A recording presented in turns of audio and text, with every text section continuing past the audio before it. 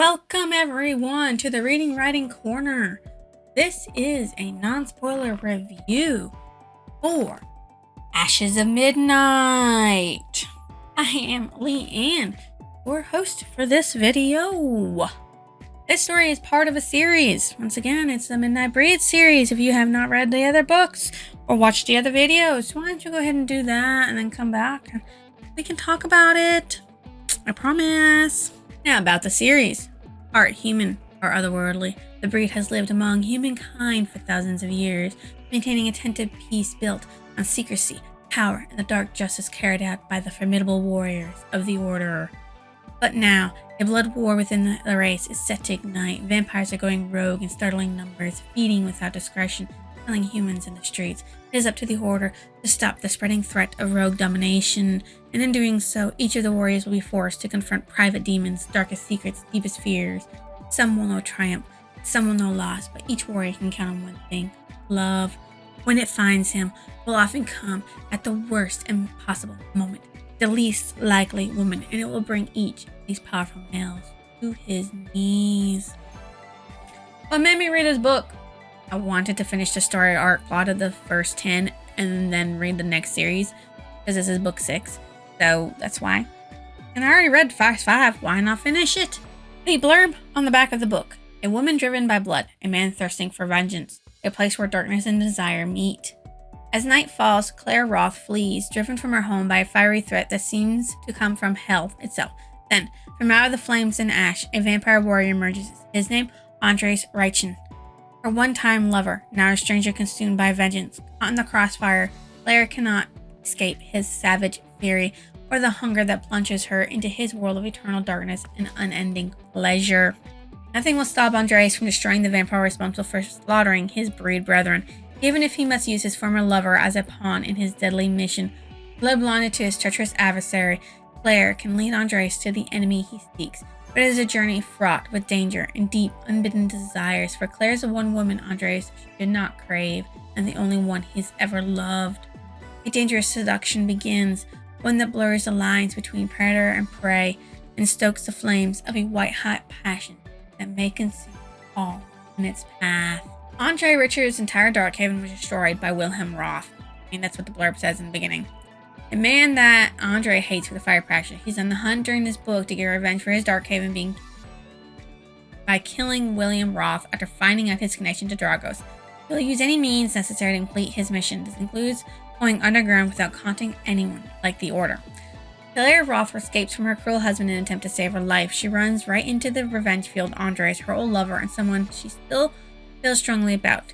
The passion between the two spark, making it hard for Claire and Andres to keep their plans and goals in place without including the other. The setup for the main character, Andres, was done in the previous book along with Claire Roth. His motives are clear from the beginning of the book, but hers is not. Their backgrounds are explored within the book because of the plot of the book and the overall arching plot of the series.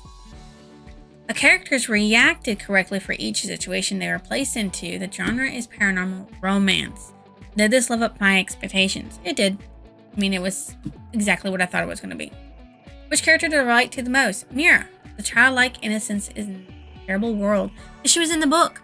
Yay! What was more important, the characters or the plot? The characters are always more important than the overall arching plot for this series. The plot for the book is moved by the characters because there's always plot in each book, even if there is an overarching series in the book. It had multiple voices and it did not affect my reading. It didn't affect my reading at all, and it probably would have affected somebody's somewhere out there. I don't know if it affects somebody's reading or not, but it doesn't affect mine.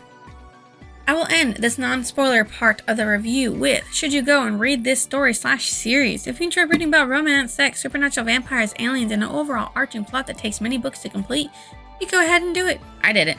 If you don't want to be spoiled, please look away. Go do something else. Or read the next book. Or read this book. Do that. And if you feel like it, because you want to see more of my content, or just because you want to be kind and nice and think I deserve it, drop a like, a comment, or even your hard-earned subscription down below. Okay, is everybody gone? We're going to do this. Ashes of Midnight. This story focuses on the two main characters and their past relationship with each other. You have Claire Samuels Roth. She She is a dreamwalker. She can walk into your dreams while you're sleeping and influence it in some way, shape, or form. And Wilhelm Roth, a breed male that hates Andres Richard. No, you do not get to know what Wilhelm Roth's power is, ever. He's actually in league with Dragos to take over the world. It's very terrible. Very terrible. The POVs in this are Claire Roth, Andres Richard, Lucan Thorne, Dragos, Cade, William Roth, and the Ancient One. You get to have his point of view. It's basically him escaping from his prison. But yeah, you get it. My favorite character was Mira because she is innocent and helps Hunter become more human and less assassin. Him kindness and how the world can be good and all that stuff. My most disliked character was Wilhelm Roth. He simply did everything in this book because he hated Andres Richard and wanted to end his life. And it wasn't really giving you a reason why he hated Andres either. Just he did. I guess because he had everything that Wilhelm wanted and Andres didn't have to work for it. Not sure. Doesn't really explain why he wanted to do what he did.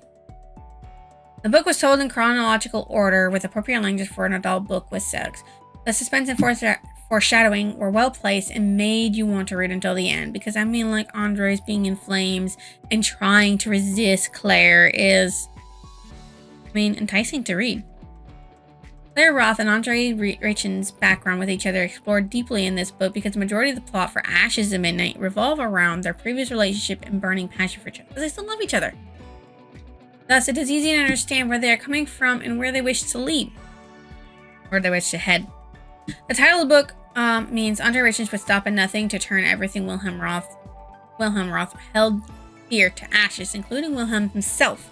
As Wilhelm burned Andres Richard's entire dark haven to the ground, killing every man, woman, and child inside of it, using a friend of his that wasn't even part of the breed world, by draining her and making her into a minion. The cover of the book was about the city it happens within and about the main couple that happens at the end of the book. Yes, this is in a completely different country. I forgot the name of the country. That's also why it's red. The flames! The flames! What stood out as memorable was Andres has never stopped loving Claire. He had simply let her go to be with whoever she wanted to be with because he was afraid to hurt her with his flame. How much he loved her. He let her go because he didn't want to hurt her in any way, shape, or form, even though he accidentally hurt her by letting her go. But he just did what he thought was best. My favorite passage from this story is, she lived in his heart, this female, his mate. Something primal and anguish howled from inside him. He loved her deeply, completely, but knew he could not have her. Not ever again. That was Andres thinking about Claire. Somewhere in the middle of the book, I believe, because he just loved her. He had her. He let her go, and she was mated to somebody else, blood bonded to somebody else, and didn't want to interfere. Even though they did the oopsie and blood bonded on because passion. They couldn't stop it. And Wilhelm found out about it. And then Claire didn't understand why Wilhelm would do what he did, didn't think he was capable of it, and dreamwalked to him to try and talk to him about it, and found out that, yeah, he would do it all. And that the only reason why he was with her, instead of killing her, was because he thought it was better to stick it to Andres that way. What a crappy man. My favorite quote, to keep you safe, I had to let you go. Once again. I wanted to keep you safe. I didn't want to hurt you. Andres, it's just all up about keeping Claire protected. What a thought about the ending of the book. I'm glad that Andres finally got to do what he did to Wilhelm, because Wilhelm deserved it completely and utterly, because Andres did not deserve any of the shit that Wilhelm gave him at all. What did the book series remind me of? The Nightwalker series by Jacqueline Frank. I'm going to end this spoiler review part of the video with, this is part of a series. I don't know how many times I need to tell you, but I'm going to reiterate as many times as I need to. There are 27 books altogether, 18 main series with the rest being novellas. I will see you in the next illusion.